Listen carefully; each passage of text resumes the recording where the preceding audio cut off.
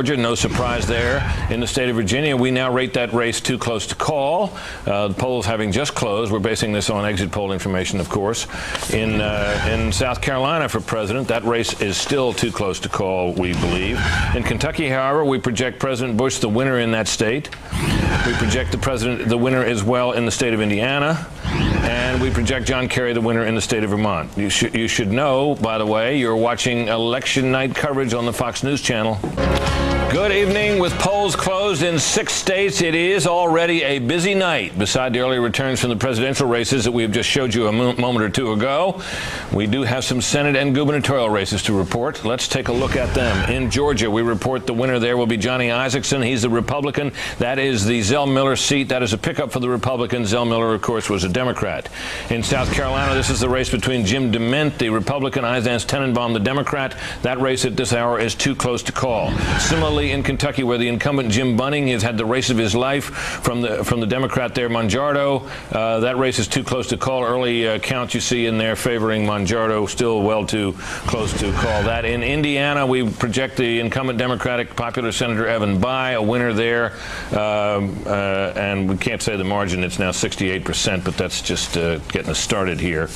And as well in Vermont, Pat Leahy, veteran Democratic incumbent, the winner there. Only one of those is a gain or a pickup, and that is the seat in Georgia, a pickup for the Republicans there. In addition, gubernatorial races, we rate this between this race here in Indiana between Mitch Daniels and his Democratic opponent too close to call. Similarly, in Vermont, we're looking at the race there, and that gubernatorial race we also believe to be too close to call. As noted in the final days of the campaign, the race tonight will come down mostly to just a few swing states. Let's take a look at them. And Ohio, a critical state there. That was a Bush state in 2000, and it is one which no Republican has ever been elected without winning. Right. Well, that's obviously critical there. Really critical to both candidates. That is one critical state which we'll be keeping a close eye on. Another, of course, is Florida. This is another state that President Bush won by, as we all know now, the narrowest of margins 4 years ago. It's got 27 electoral votes. It is a big prize. It is critical to George W. Bush. Pennsylvania, this is a state Al Gore won, which John Kerry will very much need to hold on to. Should he lose it for any reason, and we may know early because the polls close relatively early in Pennsylvania, that would spell serious trouble for him. Iowa is a state also won by Al Gore 4 years ago, though narrowly. It is one that the Bush camp has felt that it has a good chance of winning this time. Only 7 electoral votes, but they could help offset a loss in Ohio or Florida. Wisconsin, another state won by Al Gore. John Kerry hoping very much to hold on to it. 10 electoral votes. It'd be a nice pickup for the Republicans, and the president has polled well, very well there in the closing days of the campaign. Similarly, in Minnesota, this is a state that it's kind of hard to imagine a Republican winning in anything but a landslide, nationwide landslide. But the president hasn't done badly there in recent polls. John Kerry actually stopped in there in the final days, signaling his desire to hold on to it. A state, of course, won by Al Gore. New Mexico, another one. The president lost that by something like 350 votes 4 years ago, and it's a place where he's been back to many times. John Kerry has been there to try to defend it as well. 5 electoral votes in play there. Also, Colorado, another red state, won handily by the president 4 years ago, or more handily than it seemed in the early part of that night when it looked like he was doing badly. He will need to win and hold that state as well tonight. Those are states we'll be watching very closely, as well as New Hampshire, a state that has kind of trended Democratic in recent elections, although the president won it 4 years ago, and it was a pickup, as I recall, for him because Bill Clinton had won it, I guess, twice. West Virginia, another one-time perennial for the Democrats, won by the president 4 years ago.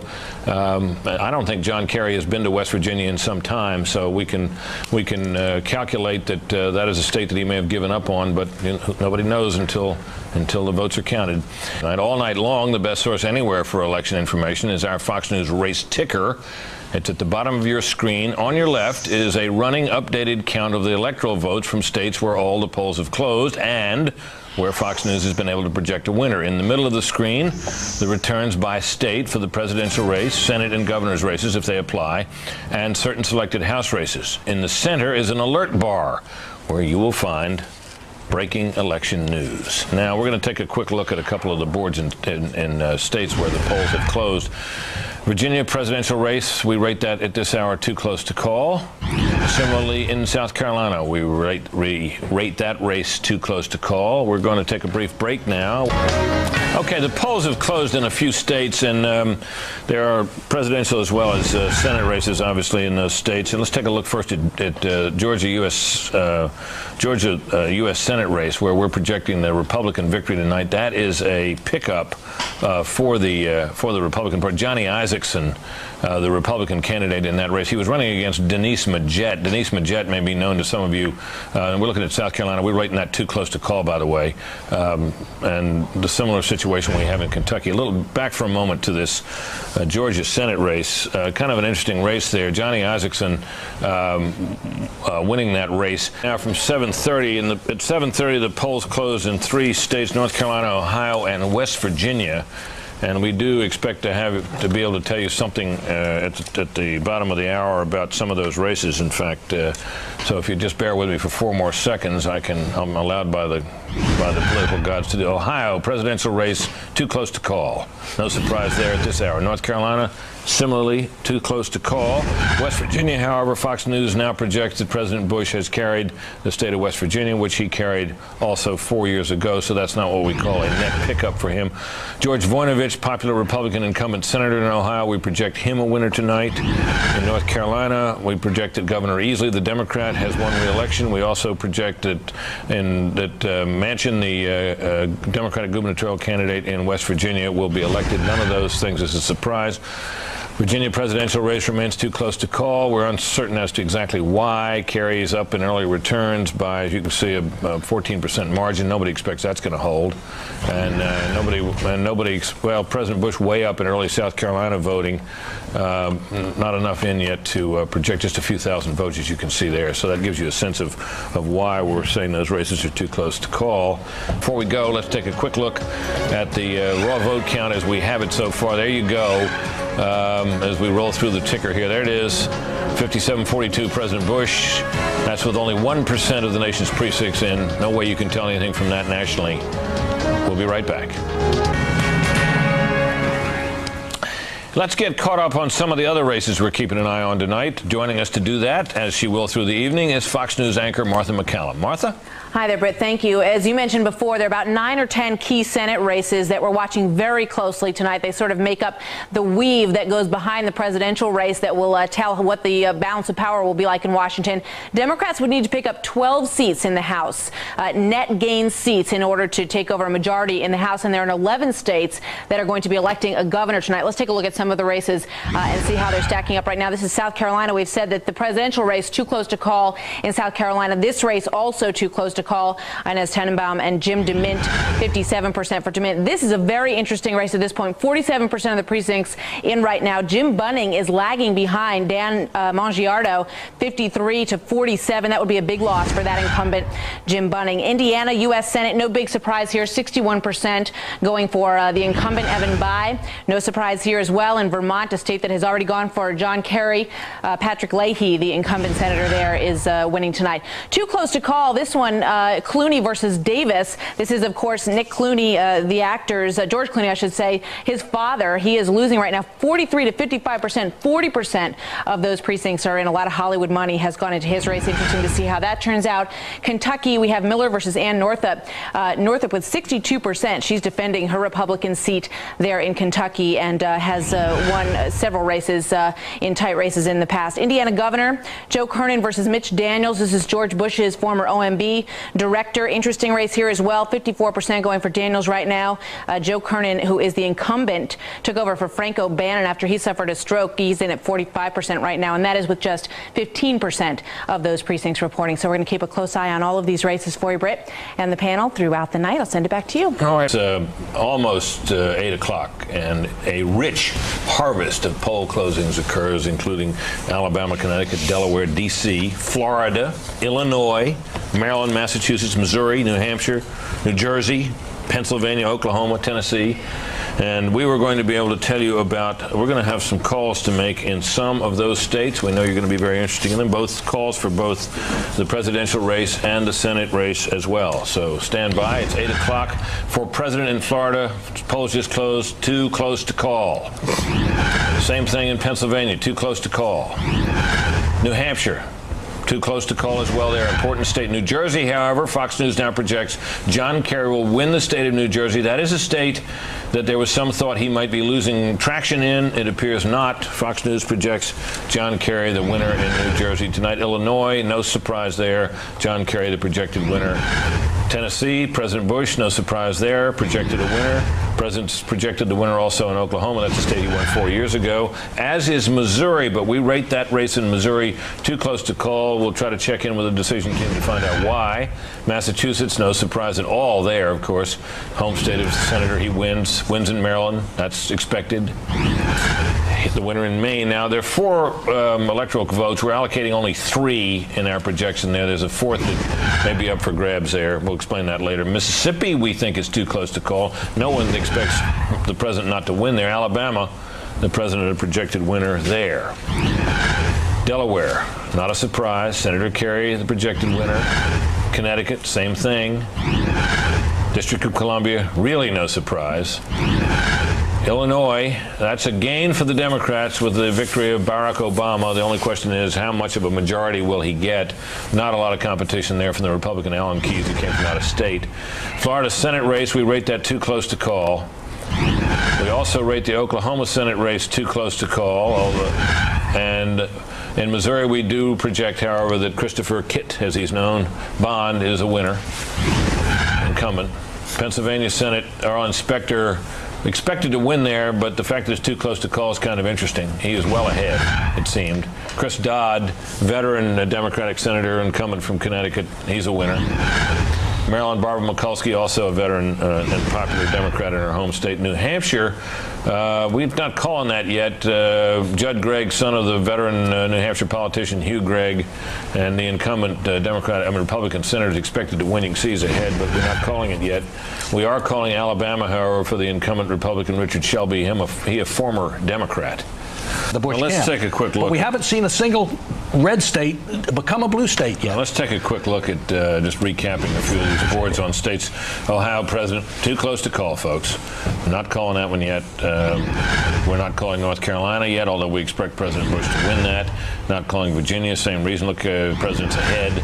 South Carolina, he's also ahead, but it's a little closer than we would like in order to call it. Major thanks. We'll be back to you later. You may have noticed, folks, who've been watching that screen, that the electoral count, which Kerry was leading 77-66, is changed now. President Bush 74. The reason for that is that Fox News now projects that President Bush has won the state of South Carolina. That's one we've been kind of scratching our heads about, because it was one that he was certainly expected to win and won 4 years ago. So that bumps into the president's column tonight, and maybe for a moment at least allays some of the worries that Fred Barnes has about how we're going to call a state too soon. Before we do, let's take a look at the tally of the popular vote nationwide as we have it so far. This isn't really very meaningful, but it's kind of fun to keep an eye on with a tiny share of the precincts in, about 1 in 25, 56-43 for President Bush in the popular vote, and we'll be right back. Stay tuned. Speaking of too close to call races, let's just run down some of these boards at first places where the polls have indeed closed. In Florida, we rate that still too close to call. The president up in the early countdown there. It looks like a lot of votes, 1 million for the president, 800,000 for Senator Kerry, but that's a big old state, 24% of the precincts in Pennsylvania. We're rating that too close to call. And as you can see, we don't have a lot of information about what's there. Ohio as well, we got no percentage of raw vote there. North Carolina, we got a fair amount, president well ahead, but that's only 3% of precincts. So you can see why we're not prepared to call that. And we got a similar situation. Well, Virginia, beginning to get, but we're not even 1 million votes in Virginia. It's too big a state, I think, to make too early a call based on that, unless all the key precincts line up. Similarly, in Mississippi, we don't even have an ability to tell you how much raw vote there is, so there obviously probably isn't very much at all. So take a break here. But as we do, let's take a look at the national popular vote count as we have it at this moment in the presidential race. 56-43 for Bush, still only a scant 4% of the precincts in. Still millions of people reflected in that number, and don't you forget it. We'll be right back.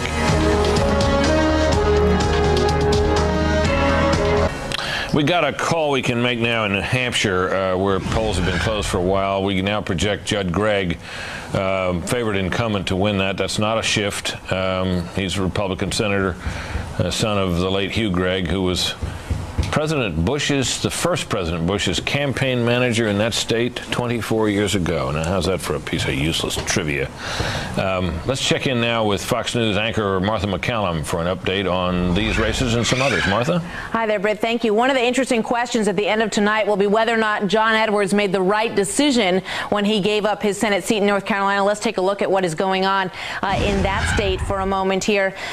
We have Richard Burr versus Erskine Bowles, who is, of course, the OMB director for President Bush. 52 to 46 right now. That's with 6% of the precincts reporting. And remember, a lot of people thought that John Edwards might not hold on to his seat had he decided to stay in North Carolina. So we'll see what the future holds for him tonight. There's a look at South Carolina, which we have now projected the winner for the presidential race there as President Bush, but it is still too close to call between Inez Tenenbaum and Jim DeMint there. And Kentucky, this one getting a little bit closer, tightening up with 71% of the precincts in for the incumbent Jim Bunning, 49%, former professional baseball player, versus he's known as Dr. Dan Mongiardo there in Kentucky. Here's Ohio. The U.S. Senate race has been called for George Voinovich. He's the incumbent there with 59% against Eric Fingerhut in Ohio. Here's a look at the Vermont race. Vermont loves its independents, Jim Jeffords and Bernie Sanders. He's getting reelected tonight with 71% of the vote in Vermont, which has also gone for for Senator Kerry, excuse me, with just 5% of that vote coming in right now. But that race has been called. Georgia. Here's a look at Marshall versus Clay. This is the second time that these two have gone head-to-head. Marshall won the last time in a very tight race. He looks to be ahead right now with 61%. That's just 12% of those precincts reporting right now for Georgia. And here's a look at the North Carolina governor race. Ballantyne versus Easley. Easley is the incumbent. He is at 59% with 6% in, but that race is being called as well as expected. No big surprise there. West Virginia governor race being called for Joe Manchin at this point with 73% in West Virginia. So that's a look at some of the races, and we'll keep you posted. Brett, back to you. All right, Martha, thanks very much. We're now able to project a couple of states that we've been wondering about for the presidency. In North Carolina, we project the president has won there, and we project that the president has indeed won the state of Virginia, ending the speculation, presumably, at this table about why those states which seem so certain to go for the president hadn't. Well, now they have. Well, we got a couple of things to update you on. The calls we've just been made, which have made a change in that electoral vote count in the bottom left-hand of your screen, left-hand corner of your screen. We called North Carolina for President Bush. We are projecting the president the winner in Virginia as well. No surprise in either of those cases. The only surprise was it took as long as it did. We're also projecting another incumbent Democrat will win in the Senate. That is Blanche Lincoln of Arkansas. That represents no change, obviously, she being an incumbent. All right, let's take a look now at some states that we are watching closely but can't project. Florida, we still can't. Totals mounting up there, almost 30% of the precincts in. Pennsylvania as well. This must be coming in slow. We don't even have any sense of how much of the raw vote is available from Pennsylvania. Similarly, New Hampshire. Surprising that we haven't been able to call Missouri, perhaps. That's one the president is supposed to win. Really, the Kerry people kind of conceded it a long time ago. He hadn't been in there or spent any money in there in a long time. But Mississippi, we'd love to know what's going on there. Nobody thinks in America, I don't think, thinks Kerry will win Mississippi, but we can't call it yet. So, all right, we're going to check in with our colleague Brian Wilson down in Washington for some sense of just an overall picture of these Senate races. Brian? Well, you know, there are really about 9 races that are very competitive. It really could come down to how these 9 races come out. The current balance of the Senate, as you know, is razor thin. It's 51, 48, and 1. But let's go through some of the competitive races tonight. We won't have a chance to go through all of them, but here are some of the ones to watch as the night progresses. We may not get this one for quite a while. This is Lisa Murkowski. She's currently filling the seat that was once filled by her dad. That's been controversial there. Tony Knowles, a former Democratic governor. But the polls closed very late in Alaska, and there are a lot of absentee ballots. It may take some time to count. If it's close as the night goes on, that may take a while. Colorado, boy, this is a close race. Pete Coors, who's a beer baron. He's the great-grandson of Adolph Coors, going against the Attorney General Ken Salazar. We'll expect this to be a late night on this race as well. The numbers will be going very late, and the race is very tight. In the state of Florida right now, we have had some numbers here, but it's still very close to call. Right now, 52% for Martinez, 46% for Betty Castor. Martinez, the former Secretary of HUD. Betty Castor is, of course, a superintendent of education in the state of Florida, former superintendent, and this is going to be a tight race to watch all night long. Now we go on to, this is the most interesting race of the night. Some of the northern precincts in Kentucky have not yet come in, and that's where Bunning is supposed to be strong. But right now, Mongiardo, a doctor from the Appalachians, is doing very well, 51-49. Bunning, 73-year-old, had some missteps throughout this campaign. This is, again, one very close to watch. We have to explain this kind of complicated situation in Louisiana. You got to get more than 50% to win. And although Mr. Vitter, David Vitter, is doing very well, he's the Republican candidate in the polls, he's got a couple of Democratic candidates. There will be a runoff here, and if it's a very close race in the Senate, we may have to wait a while to find out where the control is, because Louisiana will have more than likely a runoff after tonight. And let's go to North Carolina, where we have another pretty interesting race here. We have a Representative Richard Burr up against Erskine Bowles. Richard Burr has been leading in some of the polls, but only by a slight margin. Erskine Bowles, of course, is the former chief of staff to Bill Clinton. This, again, a very close race and one to watch throughout the night. We'll have some more to come to you with a little bit later. Britt, back to you. All right. Okay, let me just make a couple of, we're able to make a couple of calls here. No great surprise in either. Well, one of them is an important one. This is Tom Coburn, the Republican congressman who had been thought to be in some fairly serious trouble against an attractive challenger, Brad Carson, in that race. That is a seat that Republicans very much needed to hold, and it appears that they've done so tonight. Dr. Coburn got himself in trouble with a lot of statements that were deemed impolitic at best. This is a call we're making with only 3% in, but we believe he's the winner. We also believe the Indiana Democratic Governor Kernan is going to win that seat out there. So we believe now. I'm sorry, we're misreporting that. That board was wrong. We're reporting that Mitch Daniels. We're projecting that Mitch Daniels, who is the former OMB chief for President Bush, is the winner tonight. There's another former OMB chief or former chief of staff on the. There's the board, and there's the right answer.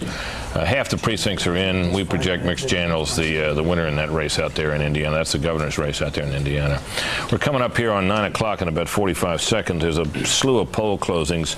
We're going to have some results for you, and there's some fairly big states in play here.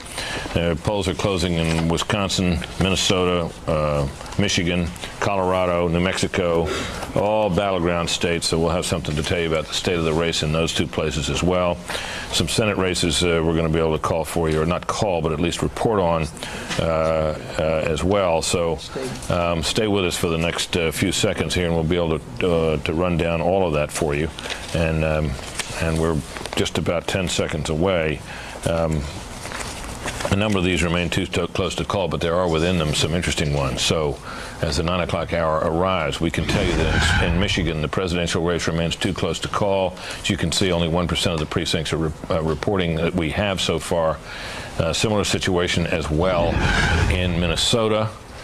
And same thing, Wisconsin, all three too close to call, all three battleground states. Colorado, another important state, one the president needs to hold, too close. New Mexico, this was a blue state, a Gore state, too close to call. Louisiana, this would be a state the president would need to win and to hold, too close. You see just the precincts are, a lot of them, it says 77% are in, and it's 11-11. I think we can throw out that data and wait for better data later. In New York, we project no surprise here. Big trove of electoral votes, but no surprise. John Kerry, the winner in New York. And another big electoral prize, President Bush, the winner, no surprise there in his home state of Texas. South Dakota for president, we project no surprise here. The president will win. The question is whether he'll carry the Republican challenger in the Senate over. Nebraska, very red state. President wins also Kansas. These are all states he won before, these last two. Arizona, we're saying Arizona's too close to call. That hasn't been a very heavily contested state, but The president certainly expected to win there, but not able to make a call yet. We are calling Wyoming, Dick Cheney's home state, for the president, projecting him the winner in that state, along with Dick Cheney, of course. North Dakota, this is not a surprise either, projection for the president. And in Rhode Island, we say John Kerry is the projected winner there. So you add, and some Senate calls here. Can't call, the polls have closed in South Dakota, can't call the Daschle-Thune race. That could be a very late night on that one. Also, we can't call the Colorado U.S. Senate race. That would be a pickup for the Democrats if they got it. They haven't got it yet. Tight race out there. Louisiana Senate, that's a three-way deal. The question really tonight is whether Vitter, the Republican, can get 50%, and we can't tell you that yet. If he got 50%, then he could avoid a runoff. Otherwise, we won't know about that race until sometime in December. Vitter is clearly going to be the Republican nominee. The question is which of these other two chaps he'd have to run against. Chris John is favored to be his opponent if it comes to that, but we'll see. Kansas, Sam Brownback, he's the incumbent Republican senator. He has won, we project. We project John McCain an easy winner as well in Arizona. Byron Dorgan, Democratic incumbent, winning in North Dakota. Russ Feingold, the incumbent in Wisconsin. I believe we're projecting him the winner, although that board does not show that. So if that's not true, I'll check back with you on it. And we project Chuck Schumer, the incumbent Democratic senator in New York, a winner as well. So, and we'll just take a quick look back at that Oklahoma Senate race where we believe that Tom Coburn, the incumbent congressman, will be a winner there. But a couple of things we can now see. Vermont. We can tell you that we project now that the Republican will win the governorship of Vermont, and in North Dakota, we project there as well that for governor there, the Republican will win there as well. I don't think either of those is a great surprise.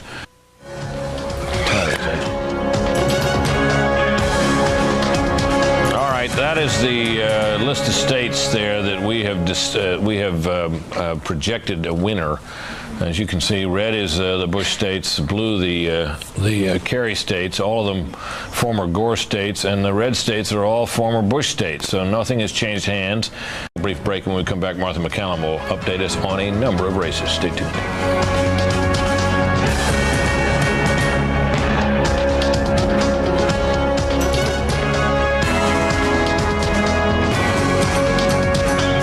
Okay, let's take a look, just to run down this long list of states where polls have closed but races can't yet be determined. Florida, you see the president leading in raw vote there. A lot of precincts in, but not able to make a call there yet. Too close to call still.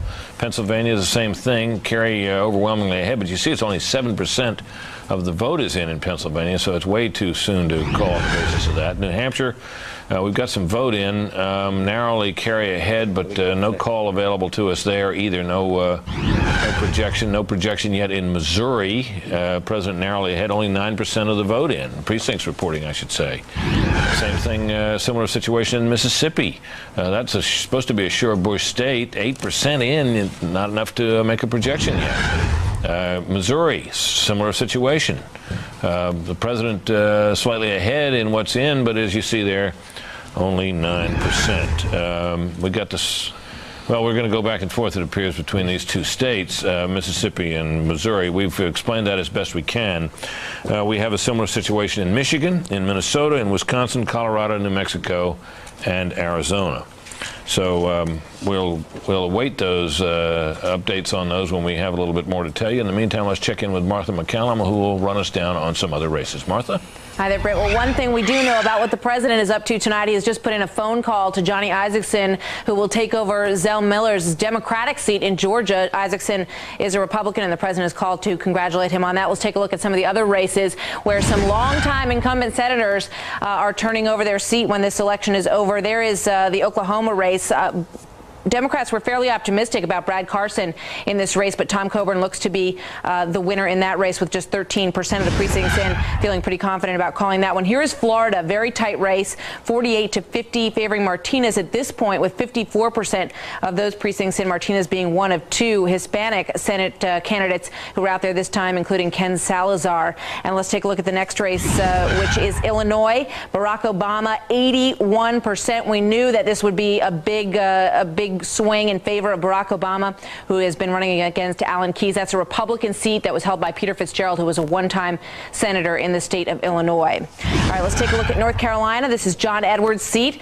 Erskine Bowles, who is up for that seat, 47%, 52% for Richard Burr, the congressman from North Carolina. That's 20% of the precinct reporting there. And let's move along to Kentucky, which has been very interesting. Seems to be tightening up a bit. 91% of those precincts in. We understood that some of the ones that were coming in later may be in favor of Jim Bunning, who's the incumbent in Kentucky, and it does look to be tightening a bit in Kentucky. We'll continue to follow that. Alabama looks to be called for Richard Shelby, who is the incumbent there, 61%, with 10% of those precincts reported.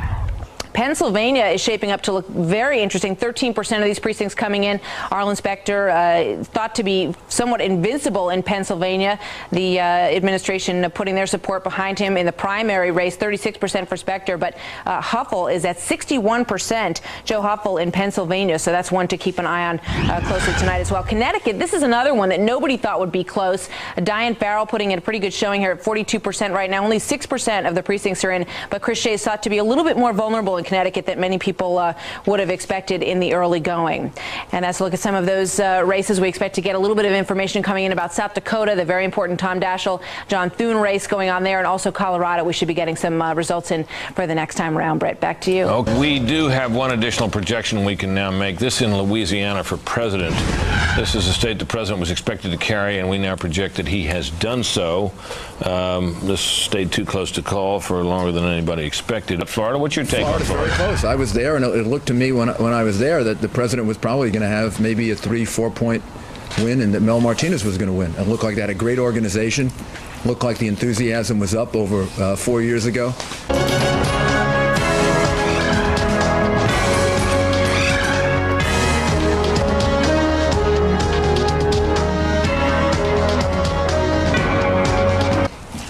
Well, we just have a call to make. This is an important one because this will be a switch. In South Carolina, Fox News now projects that Jim DeMint, the Republican congressman, will defeat Inez Tenenbaum, the former state education official down there.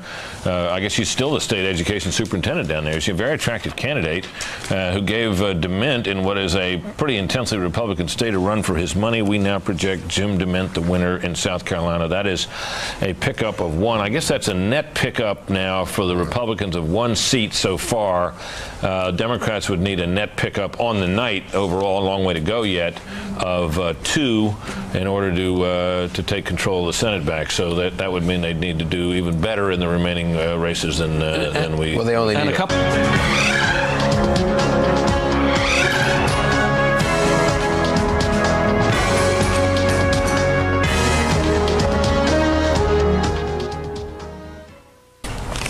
We are able to add one more state to the president's column. No surprise here, but we're now able to project, as we knew we ultimately would, Mississippi for President Bush. The only question was why it took so long. As you can see, Mississippi hasn't been exactly lightning fast. Precincts only 21% in as we make that projection for President Bush. Whereas on, it's 10 o'clock. Polls have closed in several other states now. In Iowa, the polls are closed. Too close to call. No surprise that it's too close to call. Nevada, that's a state supposed to be a Bush state. That's too close to call. Utah, there was never much doubt about Utah being a Bush state. It is. But Montana remains at this hour not able to be called. In Senate races, Nevada, we project Harry Reid the winner. No surprise there. He's the deputy Democratic leader in the Senate. He was expected to win. He has done so. We project that Senator Chuck Grassley is a winner, although there's no check mark by his name. We do project him a winner, as we also project Senator Robert Bennett a winner in Utah. So Florida for president, we're just going down the list here, too close. Pennsylvania. For president, we projected that for Senator Kerry, although there's no check mark there on the screen. New Hampshire, we have projected for, I believe we projected, have we not projected that? Yeah, no, that's still out there, too close to call. Missouri, still too close to call. President up there, expected to win, only up a little bit, though. 19% in, that may be what's holding that up. Michigan, the president ahead, that's a Gore state. That's way too close to call. You can see there are only 5% of the precincts yet reporting, so that's a little slow on the uptake on getting the raw vote to us to analyze. So we are seeing that as too close to call. Minnesota, still too close to call. That's a blue state, a Gore state that Senator Kerry will want very much to win. Had been expected to. Wisconsin, 9% in only. President up, but that's early returns. Too close. Colorado, same deal, 6% there. Too close. That's a red state. New Mexico, this was a Gore state where the president had thought he had a chance. Tiny amount in. Too close to call. Arizona, this is a Bush state, expected to win. Kerry hasn't campaigned there in forever, if he ever did, but it's too close. Now, in New Mexico, this is not a surprise, but we do have a winner in the governor's race we can project. This is Bill Richardson, the very popular former energy secretary, former congressman. We projected him the winner, and there he is. I noticed in that list of states we had too close to call, we mentioned Pennsylvania. I had thought that we had called Pennsylvania earlier in the evening. Am I wrong about that? I didn't hear it called, but I mean, yeah, I didn't either. I think we did not. Then if I ever said that, folks, I stand corrected and I apologize.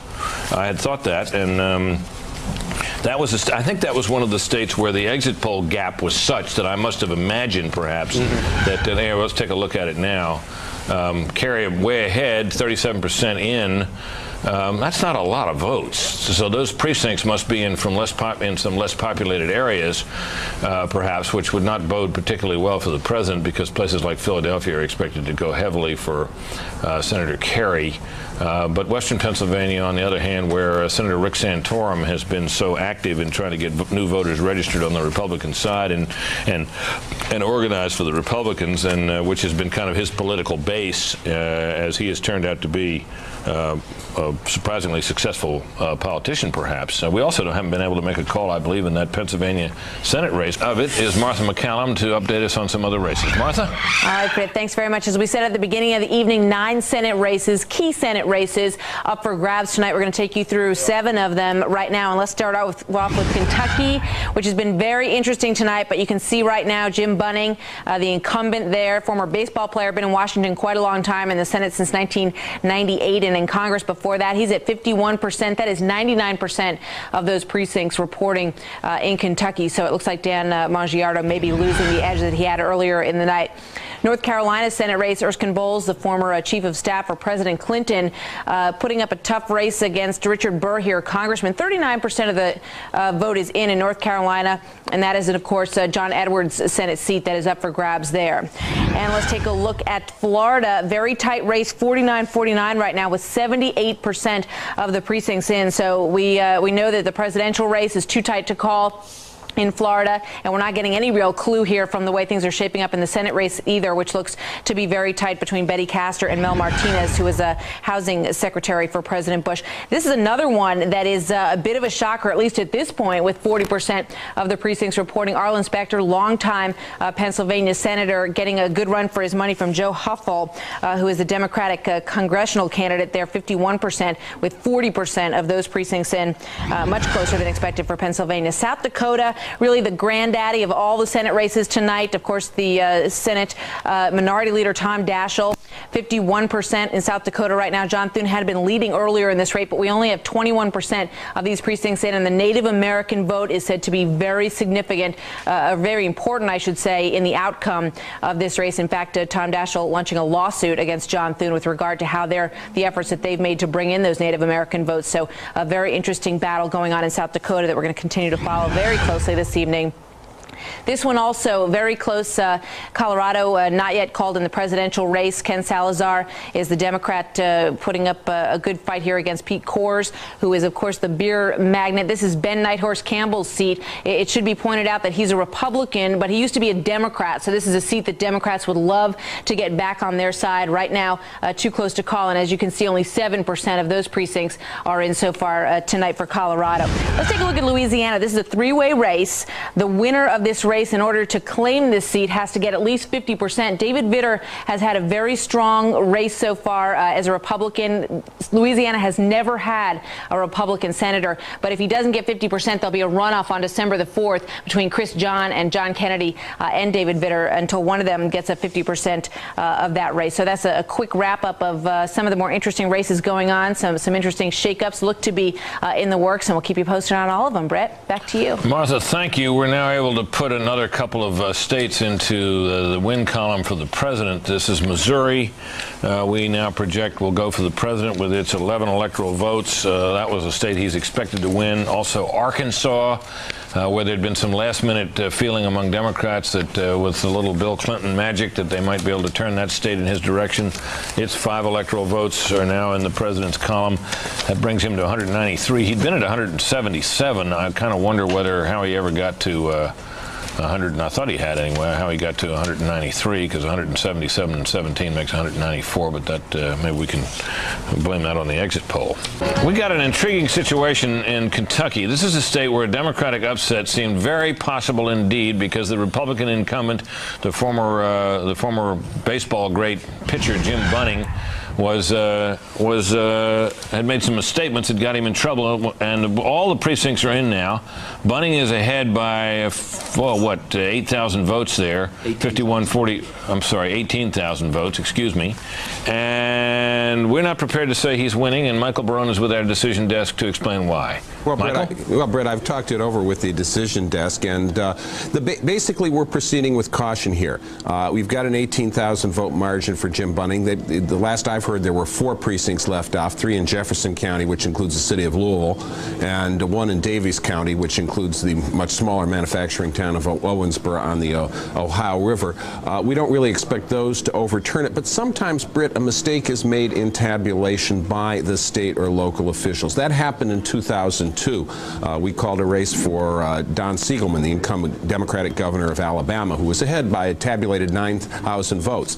And it turned out the votes, I believe it was in Baldwin County, which is the Gulf Coast county just east of Mobile, were mistabulated. There was an error in the addition column or something by a state official, and it turned out that Mr. Siegelman was not reelected and Republican Bob Riley was elected again. So the note here is of caution to make sure that something like this kind of glitch doesn't come up. Better to be safe than to be sorry. Understand it very well, Michael. Thank you very much. I think it is worth noting, however, that with an 18,000 vote margin and 100% of the precincts reporting, I guess 100% it must be a rounding error, because as Michael pointed out, there's still a few places that are uncounted, or at least untabulated, perhaps. That Bunning has claimed victory, and so we'll see. We're going to take a look now at the list of presidential states where the polls are closed, but we're not ready to call. Florida, perhaps the foremost one of all. 83% in, not ready to call it. Not ready to call Pennsylvania either. Kerry appears way ahead in what's in, with half the votes in. A lot to go there. New Hampshire, similar situation as well. Only 9% in Michigan. Those numbers really, they look big, but for a state like that, they're kind of meaningless. Similarly, Minnesota, Kerry ahead, too close to call. Wisconsin, same deal. Colorado, too close. New Mexico, not able to call that. Not able to call Arizona. You heard Bill Richardson on New Mexico earlier saying he thought in the end it would go late, but that Kerry would win it. That Iowa, 4% reporting. That's not enough. Nevada, we got very little out of Nevada at the moment, as you can see. Not much out of Montana either. we're going to have to wait for a real vote now. Our colleagues downstairs have taken some further soundings and conferred, and we are now prepared to project that with 100% of the precincts reporting that incumbent Republican Senator Jim Bunning has won re-election. Now, that is something that if this were 3 months ago, this is a race we wouldn't have thought we'd be paying much attention to tonight, because Bunning was in no trouble, it seemed. Jim Bunning is a man of strong views, and he has been known from time to time to express them in strong terms, and he did so. And the next thing you know, his challenger Dan Monjardo was challenging him seriously. He got into trouble. It's almost 10:30. We got to take a break. Be right back.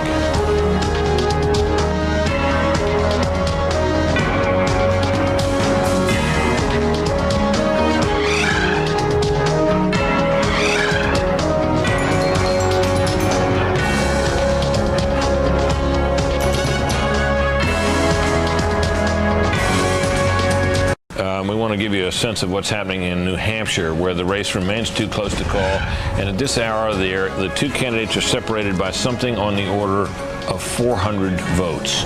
So here we go again. Stay tuned. More to come. We got a kind of a striking list here. It's almost 11 o'clock, and the race was said to come down to swing states. There's one, too close to call. There's another one, too close to call.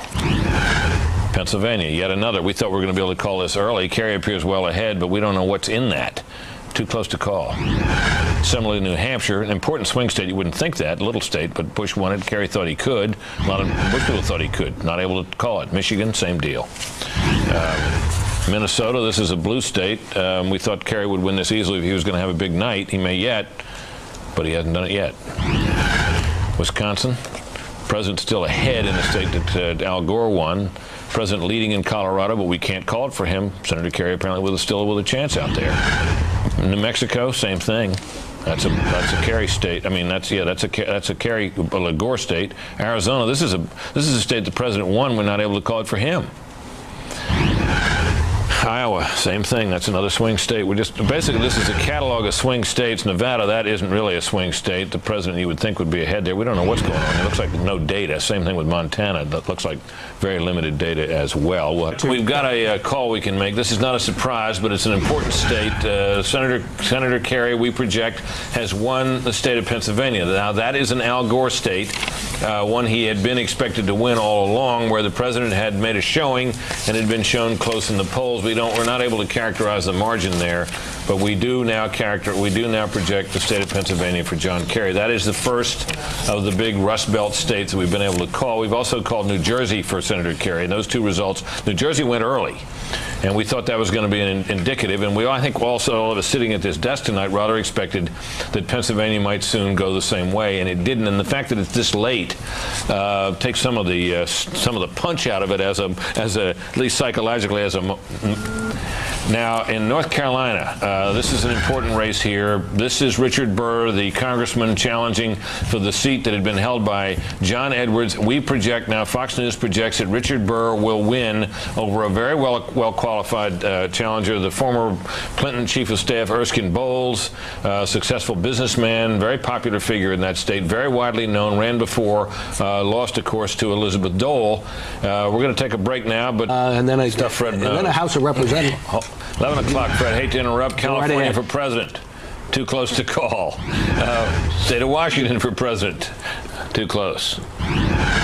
Oregon, same deal.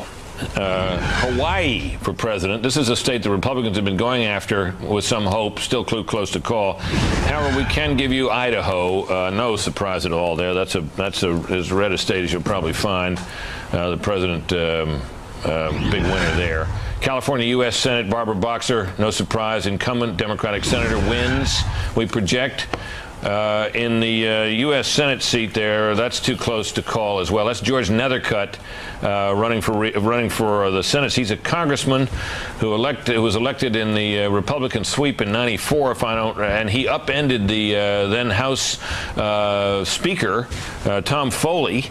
He had a promise to be term limited, which he proceeded to break, and now he wants to be elevated to the Senate, and we find that race too close to call.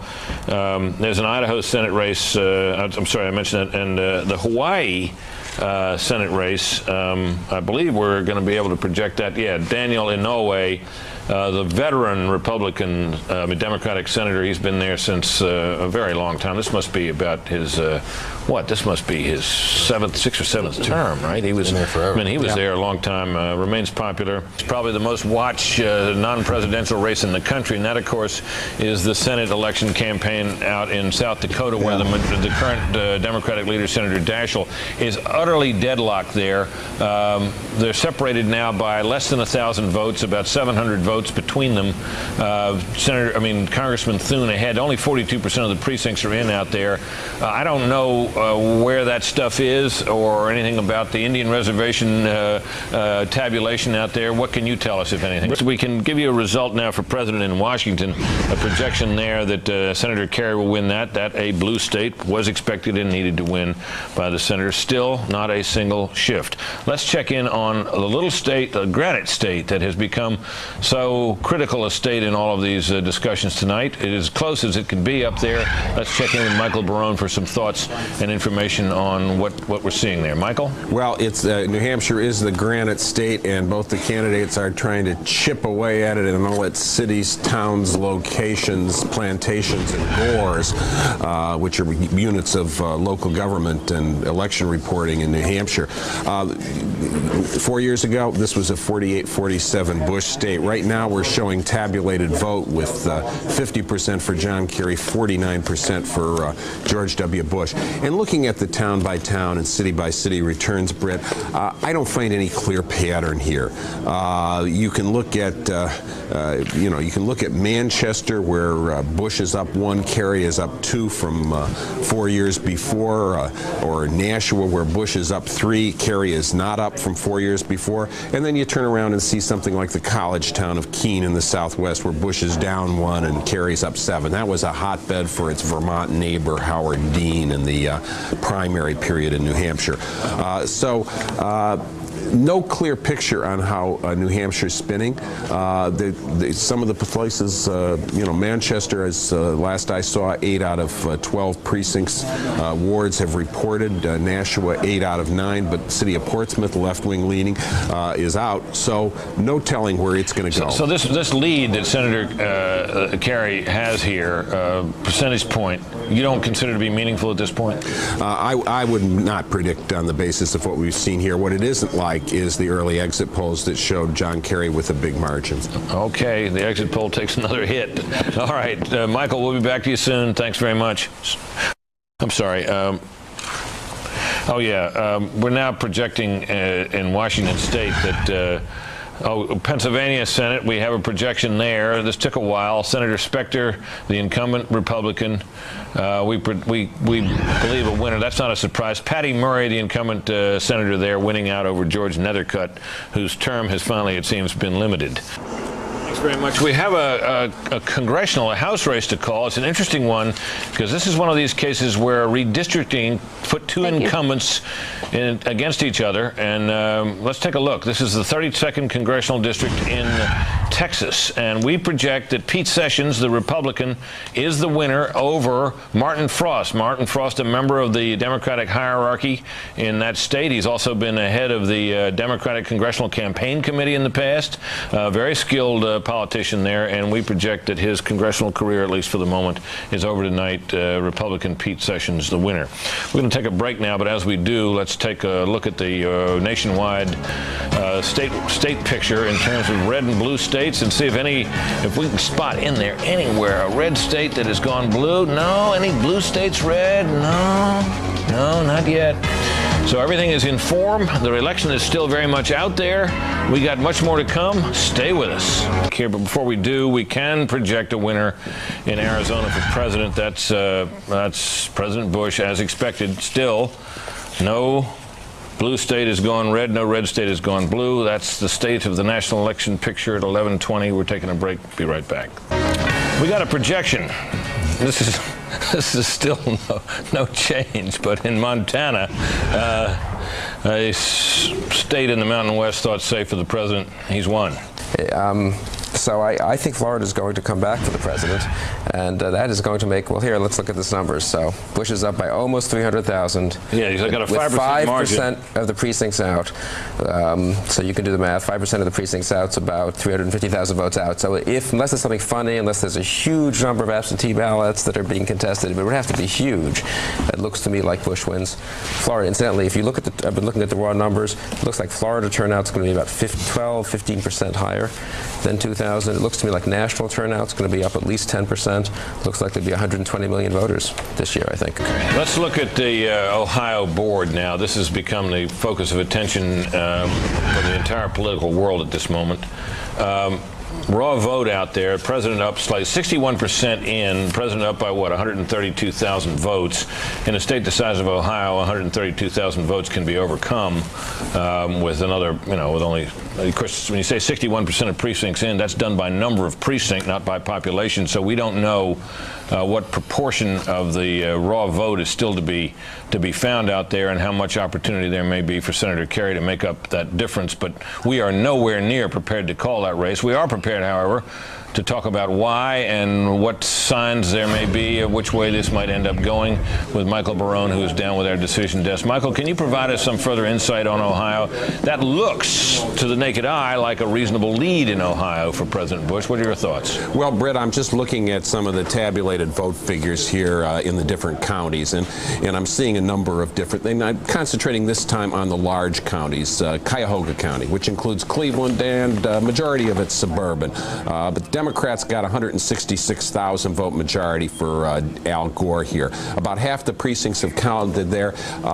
We're looking at a plurality for John Kerry of about 94,000 votes. That's well short of the 166. The problem here is I don't know which precincts haven't reported from Cuyahoga County. If the Cleveland precincts are all in, that's very good news for George W. Bush. But if this is mainly suburban precincts, there could be more big number of votes coming in for John Kerry here. On the other hand, the second largest county, Franklin, 3/4 of that is in. George W. Bush is behind 47 to 52. That's a little worse than his showing in 2000. Not a good sign. There's also a big reservoir of votes that haven't been reported in Hamilton County, Britt. And one of the problems in Hamilton County, as I understand it, is that the county prosecutor got involved in some kind of shenanigans and for whatever reasons withdrew his candidacy, and both parties are backing right-in candidates for prosecutors, so they're taking a long time. Hamilton County's only reported 219 out of 1,018 precincts. Currently, it shows Kerry carrying at 50 to 49. That is, however, basically a Republican county. The suburbs are very heavily Republican. That means there's probably a reservoir of Republican votes out there that hasn't been counted yet. Clermont County, too, just east of Cincinnati. You got 52 out of 191 precincts there. That's 70% for George W. Bush. That's approximately the kind of margin that you would expect for a Republican candidate out of Clermont County. Rob Portman, the congressman who takes some of the part in debate prep for the president, Mr. Cheney, is from that county. It's a fast-growing county. So there are reservoirs of votes possibly for both candidates. Now, where there aren't big reservoirs of votes, Mahoning County, which is a heavily Democratic county around Youngstown, and Trumbull County. These counties are producing over 60% for John Kerry. That's the good news for him. The bad news is there's only 18 precincts left in Mahoning County. There's somewhat more left in Trumbull, so that's not a big reservoir of votes for him. Stark County, only 1/3 of the votes in. That's a very closely divided county. So the answer is it's possible that John Kerry could cut into George W. Bush's lead. It's possible that he could overcome it. But there are also large reservoirs of likely Republican votes that haven't been counted yet here. So We don't know what the turnout is in the big county, in the big cities. We don't know where those Cuyahoga County votes that are sitting there on the board and the Franklin County votes come from. So we got to leave you with some element of uncertainty about the result in Ohio. I must tell you, Michael, as I listen to that at 11:30 at night, or just past 11:30 at night, it doesn't sound like we're anywhere near being able to make any calculations or any projections about Ohio, does it? Well, if if as many precincts report within the next hour as have reported approximately in the last hour, if I've been keeping track of my time and my precincts carefully, we should be narrowing down the number of unlikely reservoirs of votes for either side down to a sense where we can probably estimate whether or not a Bush margin or a Kerry margin can be sustained in Iowa, in Ohio. Very informative, Michael. Thank you very much.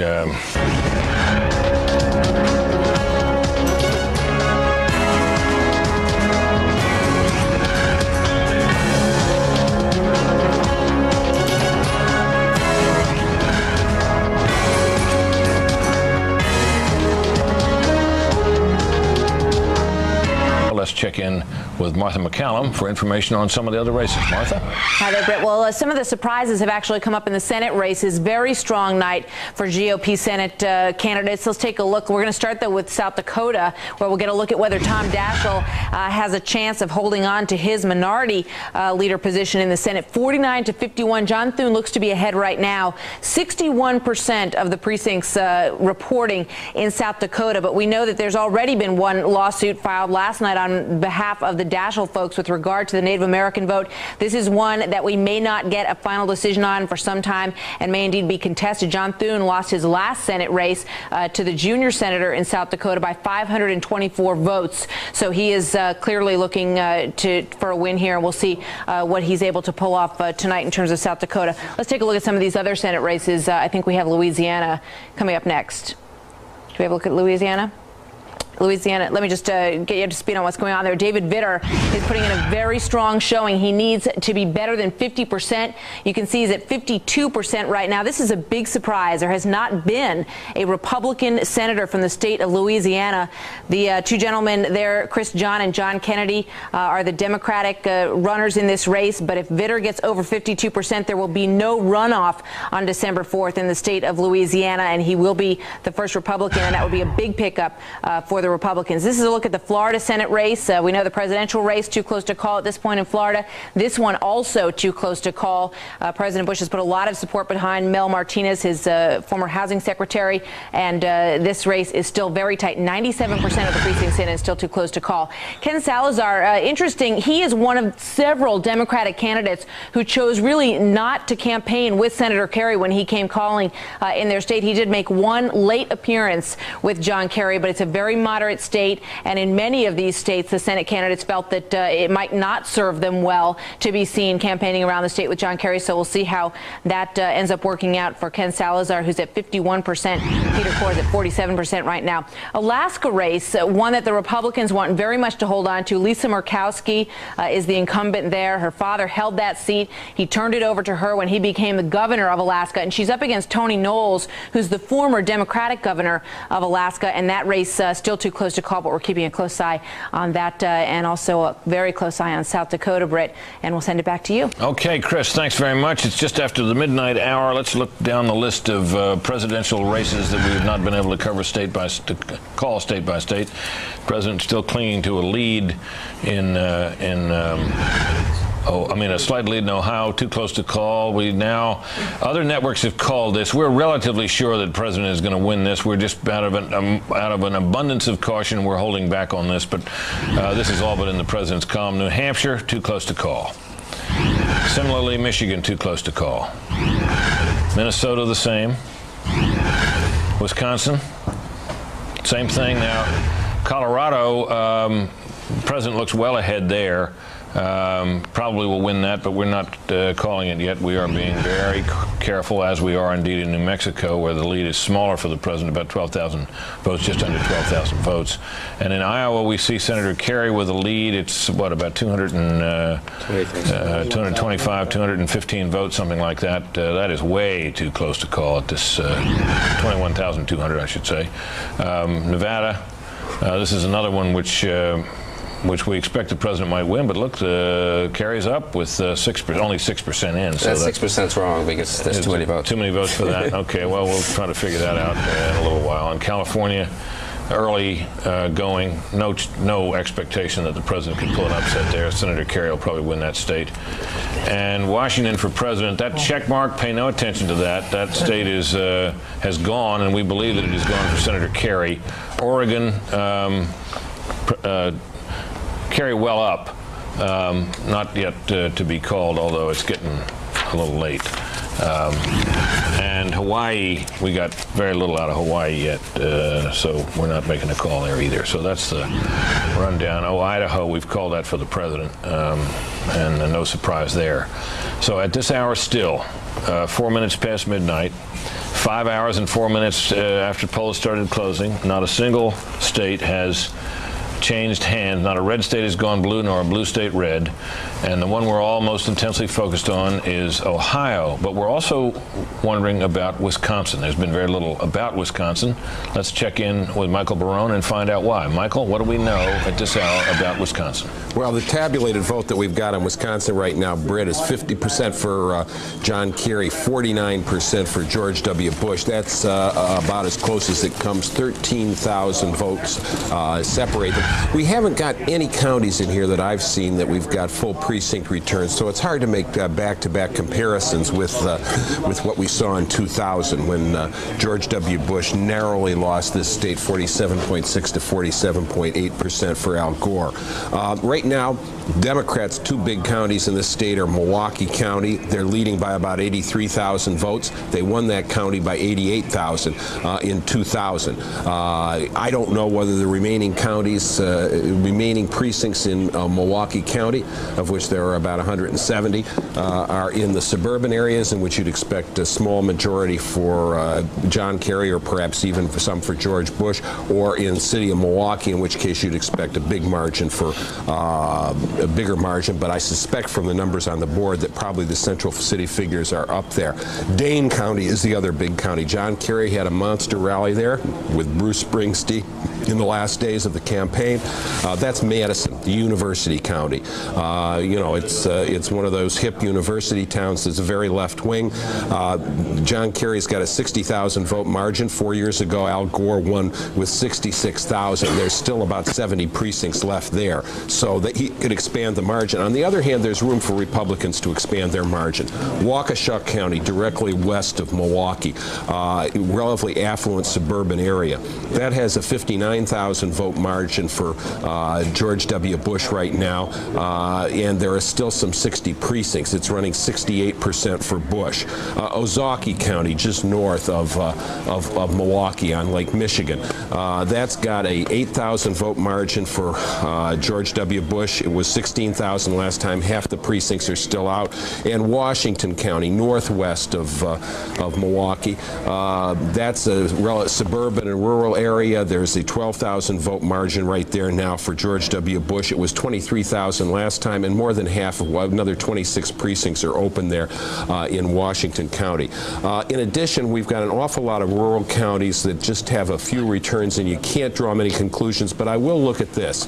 One of the areas that George W. Bush's advisor, Karl Rove, felt that he underperformed in 2000 was western Wisconsin, a beautiful hilly country along the Mississippi River, where the president's 2000 campaign plane wasn't able to get in. They've lengthened the Dubuque runway. Air Force One got him in there, and George W. Bush was on a buscade within the last 10 days. And current figures, fragmentary figures, not full precincts, show him ahead in La Crosse County, where he made a stop in Onalaska, and in Grant County, where he made a stop in Cuba City. So we'll see if the rest of those numbers bear out Bush's recovery in western Wisconsin. Okay, Michael, interesting. I just want to ask you about something that Susan Estrich was saying earlier about Cuyahoga County. Her sources among Democrats are suggesting that Cuyahoga County holds out enormous promise for the expansion of the Kerry vote there in Ohio. And based upon what's already in and what you've seen, does that bear that out? That's possibly true. I simply don't know, Britt. I mean, it depends on how much of that vote is already from Cleveland and close-in suburbs like East Cleveland, where you have a high African-American population and you have an overwhelming Democratic margin, or whether or not you're getting out to some of the farther suburbs or on the west side in places like Westlake, where Bush stopped before. I don't have that information, so I can't give you a definitive view on that. Anything else you can give us on Ohio as we move along here? Obviously, would be. I mean, everybody says this is the ball, really the ball game here. Well, Cuyahoga County 4 years ago, the percentage for Al Gore was 62.5%. It's showing 62.98% for John Kerry right now. That's almost spot on from before. 36.51 for Bush, and the incomplete returns 4 years ago, he got 35%, so he's slightly up. Those returns sound like they're the average. They may be the average for the whole county, in which case the fact that you've got 450 approximately precincts left out there, or about 1/3 of the precincts, suggests that that 120,000 lead could go up perhaps to 180,000. That would be a plus 60,000. Bush currently holds a lead in Ohio of 120,000. So it would narrow down that lead, cut it roughly in half, but there would still have to be a lot of play in the rest of the county if my suppositions here are correct. All right, Michael, this is very interesting. Thank you very much. We'll be back to you. Oh, boy, will we be back to you, and soon. Thank you. Now, let's make a quick declaration here about Oregon, a state we expected to go Democratic for president and now has. That adds not much to some of our knowledge.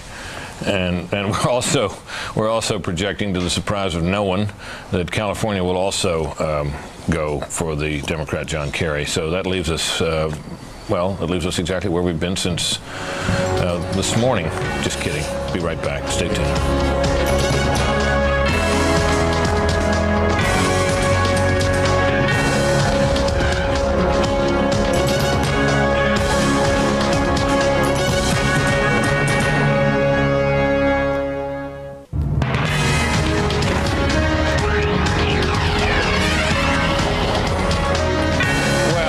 This is something of a technicality at this stage, but Fox News is now going to make the official call on the state of Florida for President Bush by, well, you know, 98% in. He's up, what, 5%, if that's right.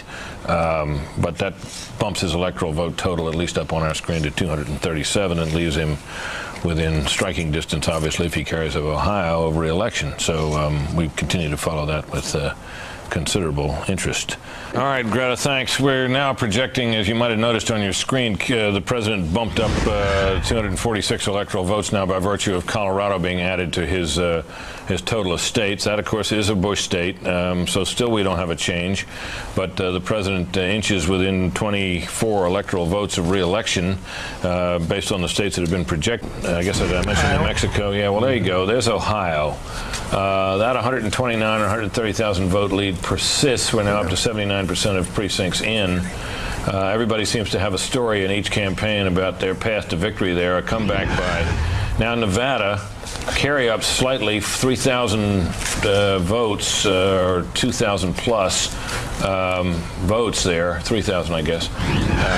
And Wisconsin, Kerry up by, what, 15,000 votes plus, with a lot to still be counted. Iowa, similar situation, 17,000 votes there for. Now these we're talking here in this case, except for Nevada, about all red blue states that would be pickups for the president. Call we can make in the Oregon Senate race out there.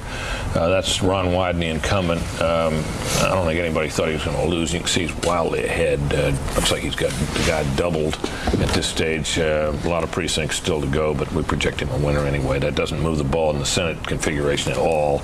He was expected to win. Let's take a quick break, come back, discuss Ohio further. Too close to call are now what this election is all about, and mostly about a tiny handful of them. Michigan, we haven't haven't called. It looked like a state that would carry comfortably. He's up there by, what, 73,000 votes, but with only about half the precincts counted. So we got a way to go there in Michigan. I don't know where the stuff is, so we can't tell whether those remaining precincts afforded the president a real opportunity to catch up to a lead of that size or not. But it's not that big a lead, as you can see, 73,000 votes. Okay, and let's take you'll notice that the Kerry electoral vote count has just ticked up by 1 to 207. That is because we have now allocated in our count to Senator Kerry a 4th electoral vote in the state of Maine, which he won.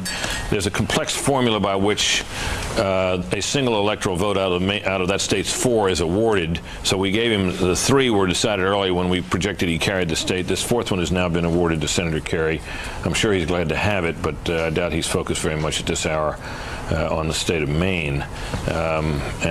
So we continue to chew over this. Now, here's a few boards here. Look, there's Ohio. The president up by 128,000 votes, 82% of the precincts reporting. Shrinking a little. That's shrinking a little. The vote, his lead has shrunk, but it's been in the 120 to 130,000 range now for an hour or so, or at least it seems like an hour to me at this hour. Wisconsin, 24,000 vote margin for Senator Kerry, with a lot of votes still out there. That's widening. That's widening for Kerry? Yep. Okay. All right, let's move on here. Iowa, 14,000 vote margin. That's about what that was, isn't it? For it was 17,000. Actually, it's a little down now. Yeah, 76% of those in. President closing slightly in this latest round. President up now by 14,000 votes in New Mexico. That's a more meaningful margin in a state the size of New Mexico than it is in some of these other larger states. That's, what, 5 electoral votes in Mexico? That's right, and that's a little larger than the last time we... All right, and in Nevada, the president's trailing now by what, 5,000 votes, 4,000 plus votes. That's an important swing state. It is, and that precincts number is wrong. I'm sure. I think there's more than that in there. Yeah. Although that state's grown a lot. Really? And in New Hampshire, the president's down by 9,000 votes. With have they given it to Kerry? Have we called New Hampshire for Senator Kerry? No, we can't. We're just calling it now, folks. We have news. I'm always the last to know these things. I apologize. These screens on television always know more than I do, and they did this time. So we now award New Hampshire to Kerry. That is the first switch. The first red state to go blue. Not a blue state has yet gone red. This was the one, I think it's fair to say, that the Bush team thought it had the greatest chance of losing of the states they'd carried 4 years ago. So Senator Kerry picks up the, what, four electoral votes in the state of New Hampshire and bumps him up to 211. Doesn't greatly enhance his chances of winning because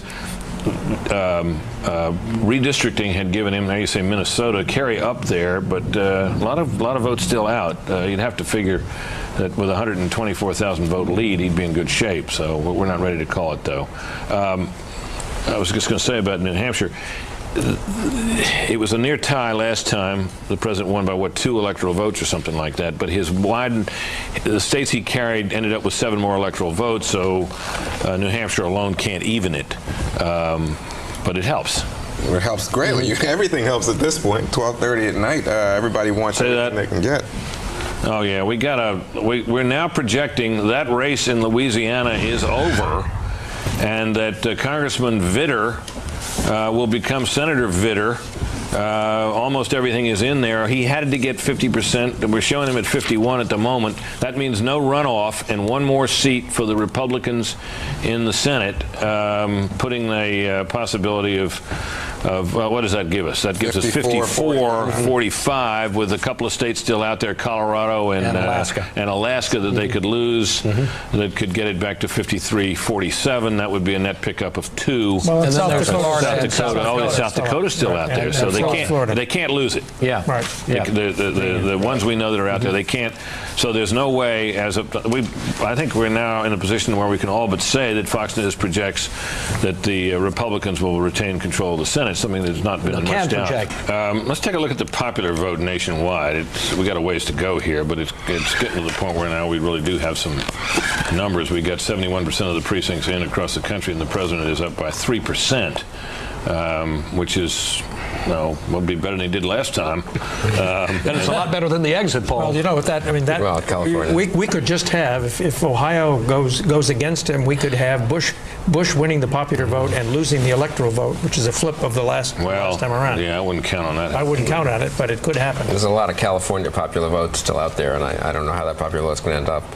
It'll end up pretty close, I suspect. You mean the popular vote nationwide will end up pretty close? You don't think the California popular votes end up very I'm sorry. close? Although all the Kerry votes from California. What do you think? California would be like 55-45 or something like that for Kerry? Yeah. Boy, he does. That state really, ever since Ronald Reagan's career ended out there, California has been going south for the Republican Party. Yeah, but this time the Bush campaign did something wise. Remember, in 2000, they spent about $12 or $13 million there, lost the state by 12 points, a state that Al Gore never visited the campaign. Fox News is now projecting that President Bush will win the state of Ohio. Fox News now projects that President Bush will win the state of Ohio by whatever margin it turns out to be. That means that the president is now within 3 electoral votes of re-election at 12:41 and 20 seconds this Wednesday morning. President Bush, we project, Fox News projects, President Bush has won the state of Ohio. His margin is now up to 138,000 votes. We're not sure exactly how many are still out there to be counted, but 83% of the precincts are in.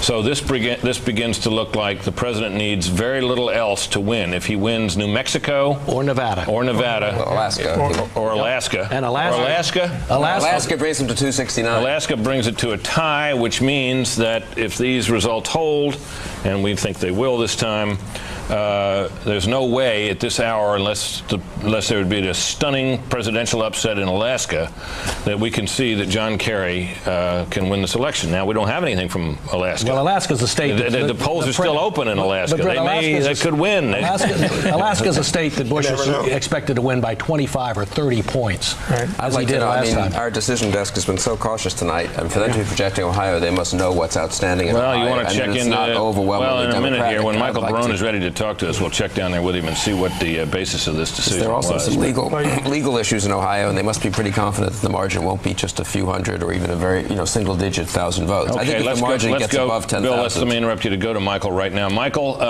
this is, of course, we still haven't had a state change hands, but this is the big enchilada so far. What do you know about the decision? Well, I talked with the decision desk people, and they took the approach looking at the tabulated vote, not relying on exit polls in a state this close.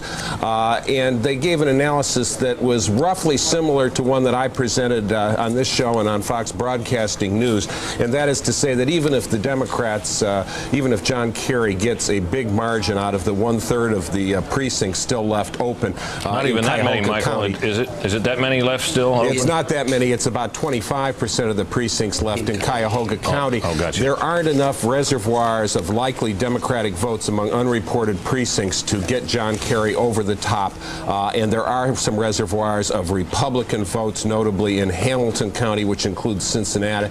And therefore, it's our analysis here at the Fox Decision Desk, the analysis of the decision makers, not of me, that this state popular vote is going to George W. Bush.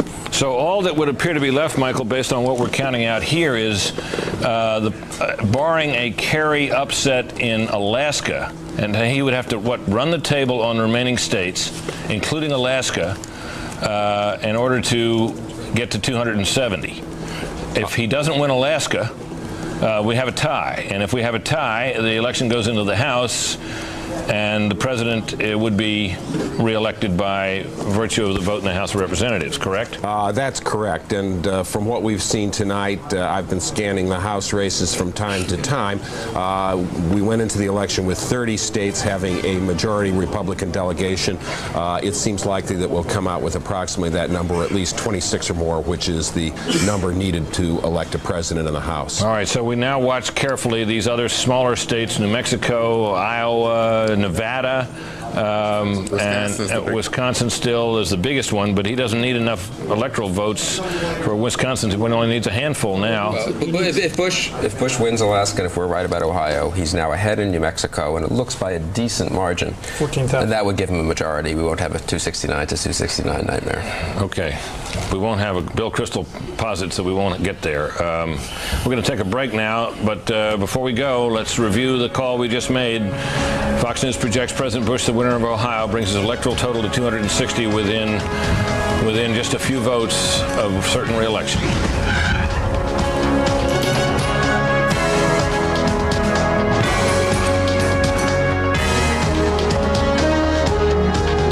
If I'm right about New Mexico, and if Alaska comes through in 10 minutes. 9 minutes and 18 seconds as we speak and counting. Let's look at that now. That is a lead of 19,000 votes, 79% of precincts in the state that size. That is meaningful. Agreed? Yeah, there are only about 80,000, 85,000 votes out, so a 20,000 lead's pretty big. It would have to be a 50-30 split. And it's growing. I mean, the count has been building a little bit each time we swing around to it. Let's look at some of these other close states if we can. Just as I look across here in the room at our monitor here, Michigan, Kerry up now by what, 182,000 votes, or 82,000? Yeah. 82,000 with some room to go there. I wonder if that could close. It's closer than Ohio. It's closer than Ohio. Yeah. More vote outstanding. More vote outstanding. That's how many electoral votes? That's what, 17 for Michigan, right? It's a widening lead, though. Is it? Yeah, it was 73,000 the last time we checked. Okay. Michigan is one still outstanding. There are others, and as they appear, we will go over them with you. Minnesota, 119,000 vote lead there. It looks like for John Kerry, 59% in. That looks substantial, at least at the moment. You don't know what's still out in Michigan. That was a state that the Bush people did not think they could win. Right. Well, but they campaigned there a lot. I mean, the president campaigned there a lot. He hoped he could win. I think you mean as of this morning they didn't think they could win. Yesterday. As of yesterday, right. Wisconsin, 24,000 votes with, well, there's a lot there. That's still tight. Oof. 1 percentage point or less, perhaps. In Mexico, that begins to look like a significant lead. 20,000 votes, small state. 80% in, 5-point lead for the president. Iowa. Man, that's down to 1,000 votes. That's a dead heat. So Wisconsin and Iowa together are what, 17, something like that? Or Iowa, Nevada, and New Mexico together are 19. I'm sorry, 17.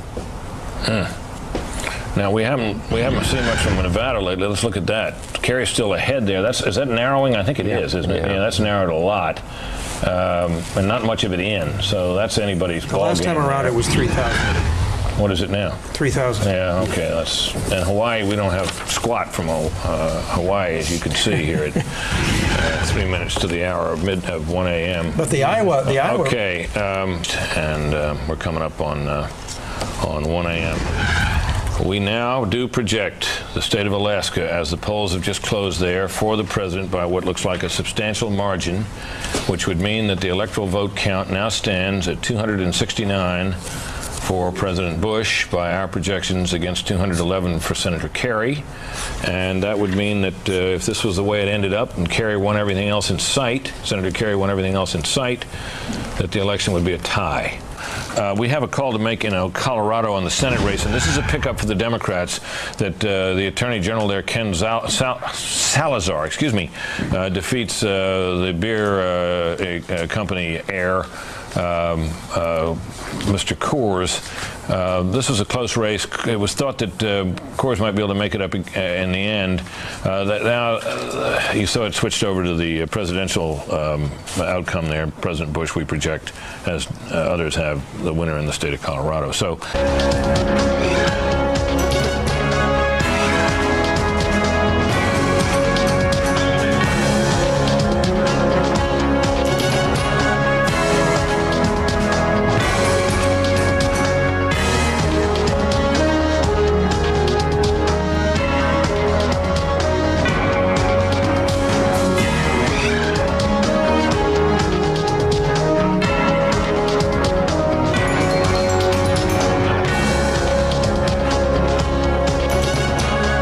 we're also keeping track of Senate races. The most dramatic in terms of the people involved Senate race tonight is the one in South Dakota, which we have rated too close to call all evening. You see that John Thune, the challenger, is up 5,000 votes with 85% of the precincts reporting. We're not prepared to call that race. South Dakota is a pretty thinly populated place, and 5,000 is a significant lead. What we don't know, as I say this, and we'll find out shortly, is where all the outstanding votes in the remaining 15% of the precincts are.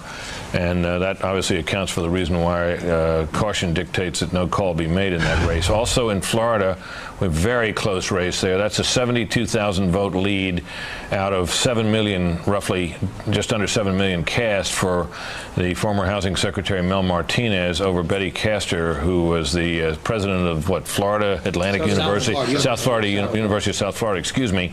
That has been a close race all night. In New Mexico and Nevada, because the president is leading in New Mexico. He was trailing slightly in Nevada and had been throughout the evening. But as we've been hearing, the returns that were in were heavily from Clark County, which is Las Vegas. And Las Vegas is a Democratic stronghold. Other parts of the state, while they're thinly populated, are not nearly as thinly populated as they used to be. And they tend to come in more Republican. And Ken Melman, the president's campaign manager, who couldn't get the smile off his face while he was being interviewed by Jim Angle, was expressing some confidence about that state. So we continue to watch that with some care. Just as we look at it now, that's down to a lead of just over 199 votes, so that's not much, with only 24% of the precincts reporting. So we'll see. It'll be likely to be a while, though, from the look of it, before we'd be able to make a call there. One more state can now be added to the Kerry column. This is Minnesota, which Fox News now projects will go to Senator Kerry. It leads there, as you can see, by about 110,000 votes, with 30% or more of the precincts still to go. We don't think the president can make that up, and we declared Senator Kerry the winner, and the winner also of its 10 electoral votes. This was a state where President Bush had some hope late in the campaign and did some campaigning there, but as of a day or so ago, it was believed that state was gone to Senator Kerry, as it indeed now has. So that tightens things a little bit, but not very much. Let's see. We're just looking here for.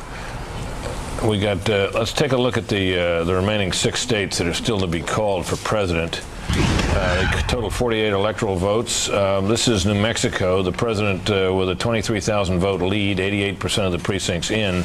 That looks very close to being able to be called, which would give him the election, but not yet callable.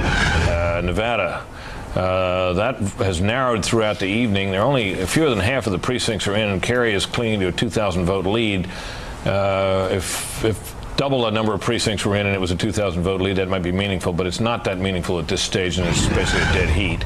Iowa, the president up now by 7,000 votes. He lost that by what? Just less than that, didn't he, 4 years ago? Yeah. 92% of the votes in. The president narrowly ahead, and Mort Kondracki, who's been following Ohio like a hawkeye, tells me that margin has grown a bit. Wisconsin, Senator Kerry up 26,000 votes with 79% in. That looks like a lead that might hold. Michigan, Senator Kerry looks like he's beginning to pull away there, 109,000 vote lead, but some distance to go in Michigan. So we remain in need. If we're looking for a call in Hawaii, we don't have enough from Hawaii in to tell you very much, folks. Sorry about that. We're still watching for the possibility of a call, that Senate race, Mel Martinez versus Betty Castor in Florida. Let's check in with Brian Wilson, who's been keeping track closely of the Senate races tonight. Brian? Well, this is a very, very close race. If we could go to the board, we'll show you just how tight this race is right now in the state of Florida. Mel Martinez is ahead by about 1%. Now, Fox News has determined this race is too close to call. Nobody apparently told Mel Martinez that, and he went and gave a victory speech just a short time ago. Take a listen to what he had to say. I want to work in the next 6 years as your senator to let you know that I will be representing all Floridians, all of Florida. That'll be my job. That'll be my task. That'll be my quest. Let's check in on the question of two states where the president has been leading, but we're not calling, Iowa and New Mexico. Let's check in with Michael Barone, who's down with our decision desk. Michael, what can you tell us? Well, I can tell you in Iowa, Brit, popular vote, we're looking at George W. Bush with about 11,500 vote margin. That margin has been widening as we've gotten results in from Dallas County, which is immediately west of Des Moines, which is in Polk County. They're named after James K. Polk and his vice president, George M. Dallas. We've had some results come in from some of the rural counties like Kossuth County coming in for Bush. In addition, we've still got only about 124 precincts left out of 2,079. About 6% of the precincts going. Some of those, like there's 11 precincts from Calhoun County. That's a Democratic county. There's 11 precincts from Muscatine County. That's a Republican county, or Democratic county, excuse me. Those seem to be, so far as I can tell, reasonably well balanced. So you've got a county like Montgomery County in the far southwest of the state, the Omaha media market, which is pretty heavily Republican. I think it's unlikely. I haven't given it the kind of precinct by precinct analysis that I would if I had a greater amount of time, but my conclusion is it's unlikely that this Bush margin is going to be overturned. And so George W. Bush, who lost the state of Iowa by less than half a percentage of the vote in 2000, seems likely to carry it by less than 1%. The other state you're talking about is New Mexico. And here, the mystery is, the question is, what's going on here? And the biggest question is Bernalillo County. We've still got nearly 50 precincts out of 413 in Bernalillo County that are uncounted. That's Albuquerque. It is a swing county that goes both ways. Also, we've got just north of that Sandoval County. Used to be rural and Hispanic. There's now a town called Rio Rancho. We don't know what's going to happen there. So your sense is, Michael, that it is unlikely that Kerry will recover in either of these states, but it's just not certain. It's not certain, that's right. When you got Bernalillo County out there and you're not certain which kind of precincts it is, I would be unwilling to say that 27,000 vote margin that George W. Bush currently has absolutely positively cannot be threatened. Okay, Michael, we'll be back with you soon. Thanks very much. We're going to take a break here in just a couple of minutes. And if it ended up 269 to 269, that would throw it in the House of Representatives, where it can be safely presumed, as a result of what I'm about to tell you here in a minute, the president would be voted back in. Now, let's look at the Senate. It appears tonight the present count is 53-46 based on the races that have been decided so far for the Republicans. There are two outstanding that we haven't called yet. We haven't called Alaska yet, and we haven't called, what else? South Dakota, that's right, the Thune and Florida we haven't called yet. If all of them went Democrat, it wouldn't be enough, be 50-49-1 again. But it appears possible that Murkowski, who's ahead in Alaska, can win. It appears possible Martinez, who's already claimed victory, could win. That would get it up to 55. And we could end up with a 55-45 Senate. Nobody thinks it could be much better than that, but the trend has certainly been in the Republicans' favor. They gained 2 so far, could gain a couple more. In addition, the House of Representatives, which we haven't said a great deal about tonight because it was safely in Republican hands under any scenario that anybody could imagine. Now, the AP has a trend that it is projecting that would looks like the Republicans may pick up a few seats, and according to these are estimates by the AP, and it would show a net gain of 3 votes for the Republicans in the House of Representatives, extending their control over the House for another 2-year term. So that is the broad national election picture at this hour.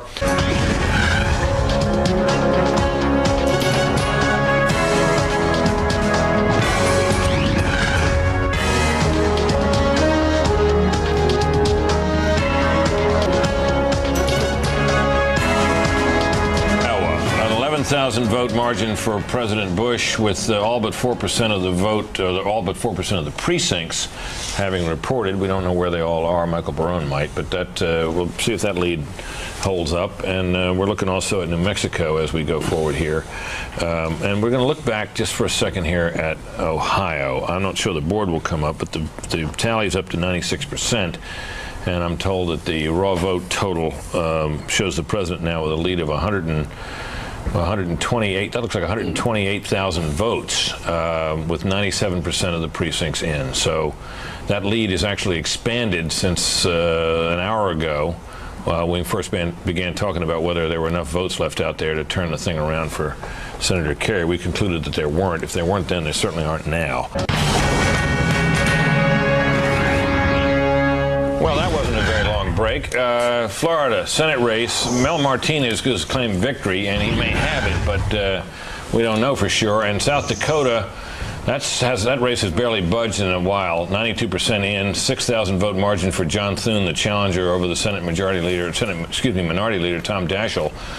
Very closely watched race. And Lisa Murkowski, she was expected to lose big, I think. And she's not losing right now in that state. 61% in, and she's got a 16,000 vote lead, which you can see constitutes 8% of the vote thus far cast. So that raises some Republican hopes from further gains. If Thune holds on, if Murkowski holds on, I guess we'd get to, what, 54-46, and then there's one more Martinez, and then Mel Martinez in Florida. If his victory declaration pans out, that would get to 55 Senate Democrats. 55 is a nice number. It's completely a race different to call here. This is not a surprise, but it is a big state. Michigan goes to John Kerry, and we see him now ahead by 97,000 votes with 78% in. That's a smaller margin than Bush is leading by in Ohio, and but it is enough for us to project John Kerry the winner in Michigan, thereby boosting his electoral total up to 238 and bringing him oh so close to what could have been a jumping off point with a little help from Ohio to the presidency. Michael Barone is standing by with some further thoughts. Michael, what can you tell us about these remaining states? Well, Iowa, Britt, we're seeing George W. Bush hold on to a 11,000 vote lead. There's not much in the way of other precincts. There's 66 precincts left out. They don't seem to be any in heavily Democratic areas now. That Wapello County, which is the city of Ottumwa, the small factory town in southeastern Iowa, have come in. So that margin possibly affectable by absentee votes. Not clear whether all those are counted. But Iowa, the president seems to have a lead in that state with 7 electoral votes. Then we got New Mexico. New Mexico is President Bush has a lead of nearly 30,000, 29,000 votes. But there's a couple of curious things about New Mexico. And the decision desk people pointed out to me here at Fox that New Mexico is currently showing on the board fewer votes cast than were cast in 2000. This is true of none of the other target states. We've seen turnout go up in Republican areas in target states. We've seen turnout go up in Democratic areas in target states. And there's no reason to believe that New Mexico is an exemption from the rule. There is some unclarity about whether or how many of all the votes cast have been reported, and the absentee votes in many cases have not been reported. So while this looks like a big margin for Mr. Bush, there were some real oddities about the counting of the vote 4 years ago, and so there is hesitation to call this state for the president, even though he's got a lead of 30,000 votes as compared to Al Gore's lead of 366 votes 4 years before. So it doesn't look like we're going to get either of these for a while, or what? I think that it does not look like we're going to get either of those for a while. There's probably a better bet for Iowa, which has got more regular vote methods than New Mexico does, if I could use that word. In Wisconsin, we've got a 15,000 vote edge for John Kerry, with a variety of rural counties to come in. Most of Milwaukee, city of Milwaukee and Milwaukee County has already come in, and similarly most of Dane County, Madison, which is a big margin for the Democrats. Not clear to me whether or not George W. Bush gets enough votes in these rural areas to erase a 15,000 vote Kerry margin. It's possible, but by no means assured, and there are some Democratic rural counties that are still out there. Okay, Michael, thanks very much. Another race we can call now for president. There's no check mark up there, but we're calling, Fox News is projecting, there it goes, the Hawaii presidential race for Senator Kerry. Plenty of precincts still out, but the margin is such that we believe he'll be the winner there, as was widely expected, although, of course, there was the Dick Cheney visit out there in the final days when the race had appeared closer than anybody thought. That gave them some hope, but not to be realized.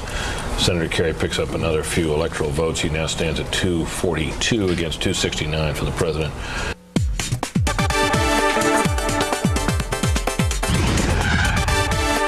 That's the latest we have from New Mexico, a state we're not prepared to call because there's some uncertainties about where some of the vote is, that's out might come from.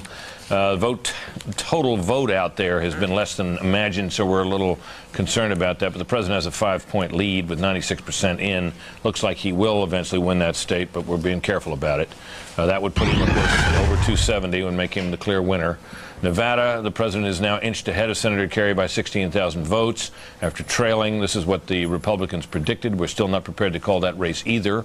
That, of course, like any other state, would put the president over. And finally, Iowa, we're watching that. The president holding on to a 12,000 vote lead, all but 2% of the precincts in. Statistically, I suppose something is possible could happen for Senator Kerry there. We don't expect it, but we're and in Wisconsin, Senator Kerry ahead by 19,000 votes, 9% of the precincts yet to report. That's statistically possible for the president to turn that around. Not expected, but that would bring Senator Kerry ever closer. As you can see, 269 to 242, a margin that would allow the president to win the election in the House of Representatives. Obviously, he'd rather win it outright with the people. Hello, Bob. Well, the Bush campaign believes they have won Ohio in spite of the reluctance by the Kerry campaign to go ahead and chalk that up as a Bush victory. And John Edwards' statement tonight was very much like Al Gore 4 years ago. But the Bush campaign is convinced it has won Ohio and that there is almost no chance that the Kerry campaign could pull it out. Here you see the 51 to 48 as it now stands, with the president about 140,000 votes higher. Now, that is almost exactly what the Bush campaign had been anticipating. Now, there are 140,000 provisional ballots in Ohio. Those are the ones that are in question and have to be counted later. Now, historically, Bush campaign strategists say only about 7 to 20% of provisional ballots end up being counted. So their view is that even if he did way better than what is usually the case with provisional ballots, there is no way that they could pull off Ohio. No way that Kerry could win Ohio. Nevertheless, as you heard Senator Edwards say earlier tonight, they waited 4 years. They can wait one more night for the results, so they clearly intend to wait a while. Now, one of the other things here is that the White House has not quite given up the prospect of the president saying something tonight. They are waiting on Nevada and New Mexico. Now, let's look at Nevada, where the results, where the Bush campaign had been encouraged all night. They were watching, especially around Las Vegas. You see here the president 2 points ahead, and the vote there, a pretty good margin for the president. It's a fairly small state, obviously, so you've got about 20,000. They had thought that they would lose as many as 25,000 in and around Las Vegas. In fact, they lost only a few thousand, so they look to be headed to victory there. So far, not a word from him. We don't know why he's not coming down to talk to people. John Thune is across the street at Republican headquarters. He hasn't come down to talk to his supporters.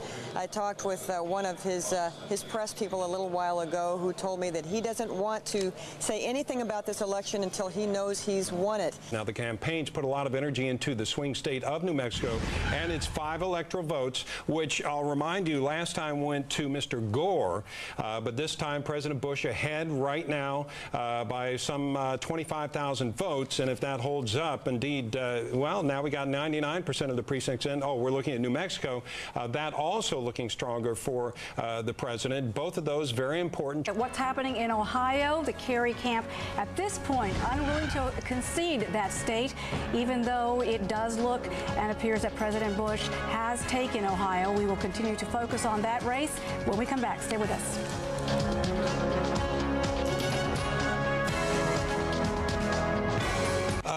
But even if there were 150, let's say 150,000 provisional ballots, now we're looking at that. There's 130,000 difference, 150,000 right there we're looking at.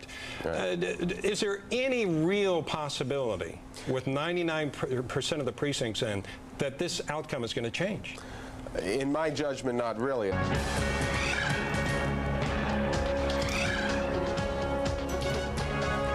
Still no definite answer yet as you look at live numbers of the popular vote for the President of the United States, Mr. Bush, in this case. You may remember 4 years ago, President Bush won the presidency, did not win the popular vote. Not the case here. He has a majority of the vote here, 56 million to Kerry's 52 million. Numbers still coming in, but we're pretty close to the end. This is Fox News continuing coverage of You Decide 2004. Everybody, we are taking a look at the swing states that are in play in this presidential contest. There you have it. You take a look at Ohio right now. We've got John Kerry with 48% and to George Bush's 51%. President Bush, the projected winner there with 100% of the precincts reporting in. Florida. Kerry with 47% to Mr. Bush's 52%. Again, Mr. Bush, the projected winner there with 99% of the precincts reporting in. Pennsylvania, again, we see it is a 99% of the precincts reporting in with John Kerry 51 to George Bush's 49%. Iowa still in play, 49% going to John Kerry and 50% to George Bush. 99% of those precincts reporting in at this hour. We had President Bush just about 45 minutes ago leading 52% to 47% with 98% of the precincts counted. Well, now with 99%, the Secretary of State has kind of updated those numbers, and now we've got a dogfight again, saying that President Bush is only leading by 3,000 votes, 50% to 49%. All right, we're going to give you a look right now. 3 states election results in. Michigan going to John Kerry by a margin of 51% to 48%. 91% of the precincts in there. In the state of New Jersey, this was a little bit of a contest, much tighter than some people said. Then it expanded to a bigger victory for Kerry than the polls said in the last 24 hours. 53% for Senator Kerry. There is Wisconsin. We got 99% of the precincts reporting. And Wisconsin, one of those states too close to call, according to our latest estimates at 4 a.m.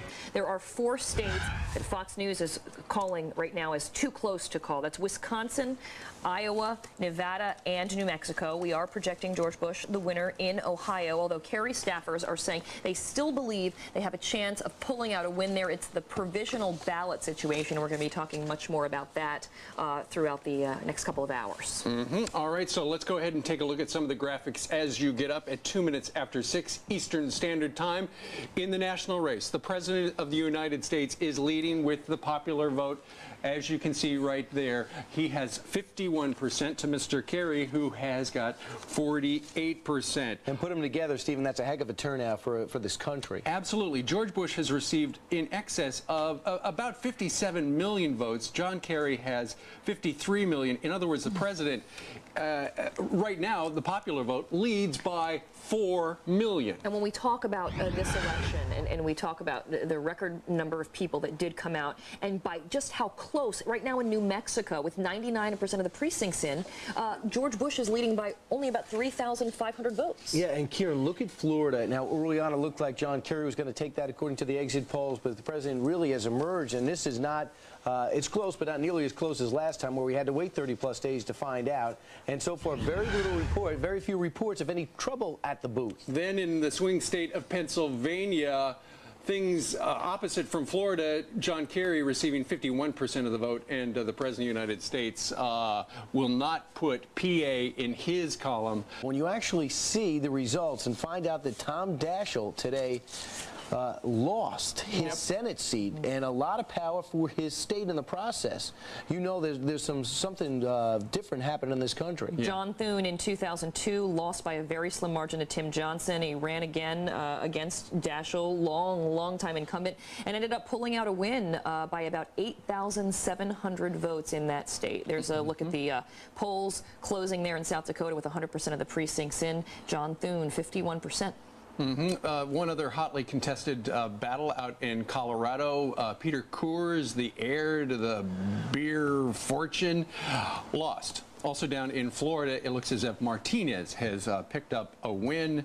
So the GOP will control the U.S. Senate and the U.S. House. In Louisiana, Congressman David Vitter becomes the first Republican to be elected to Senate in the state since Reconstruction.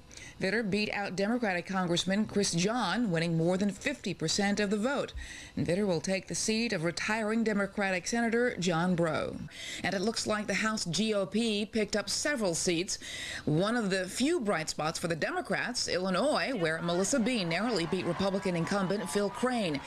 Crane represented Chicago's northern suburbs for 35 years and was the longest-serving Republican in the House. In Texas, Republicans knocked off 4 veteran Democrats with the help of newly redrawn congressional district lines.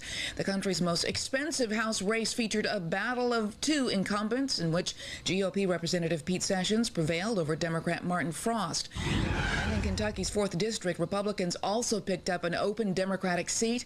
Businessman Jeff Davis beat out Democrat Nick Clooney, the father of actor George Clooney. But there are 2 Senate races still too close to call in Florida and Alaska. In Florida, Republican Mel Martinez claimed victory earlier today. He is ahead with 99% of the vote in, but Democrat Betty Castor refused to concede. She is preparing to challenge the results. And in Alaska, the votes are still being counted with 98% of the vote in. Republican Lisa Murkowski is leading over Democrat Tony Knowles. Meanwhile, Republican John Thune won the Senate race in South Dakota against incumbent Democrat Tom Daschle. We've been looking live throughout the morning at Beacon Hill, where John Kerry is staying this morning in his residence. We've been waiting to hear from him. Now we're getting these reports that he has called President Bush to concede. Just hearing that within the last couple of minutes. What do you suppose was his thinking? Was there a very important task in conceding early and not sort of dragging the nation through anything like 2000 again? Yeah, I think probably what they were trying to figure out is exactly how many provisional votes there were. Really, sort of a very simple thing, but obviously something that takes some time. Because last night we kept hearing, oh, it was going to be 250,000. No, there were 25,000 in Cleveland. There were a lot of rumors. So I think they probably wanted to take their time. You do not want to concede too early if, in fact, you think you've actually won the state. You know, ask Al Gore about that. I mean, that happened when he was about to concede, and then Florida came back into play 4 years ago. So I think they're probably just trying to get the facts straight. And if the facts are that there aren't that many provisional ballots, then I think the race is over. Right. And Larry, back to you. I mean, the popular vote with Al Gore.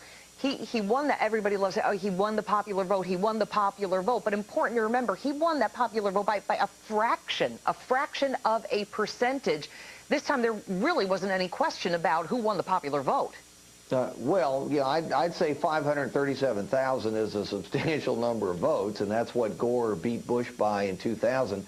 But 4 million is obviously approximately 8 times the margin by which Gore won. I'm saying, sure. You know, that's 3 percentage points. I'll tell you, that would be tough to sell. Elaine, what surprised you the most about this election? I think what surprised me the most was that the turnout increases, first of all, weren't really as big as some people were getting all excited about and projecting. And I think the second thing that surprised me is that the turnout really was equally high on both sides. That, in other words, you seem to have had simply greater interest all the way across, as opposed to our more conventional wisdom that high turnout would benefit a challenger. And I think that that is different than what a lot of people expected.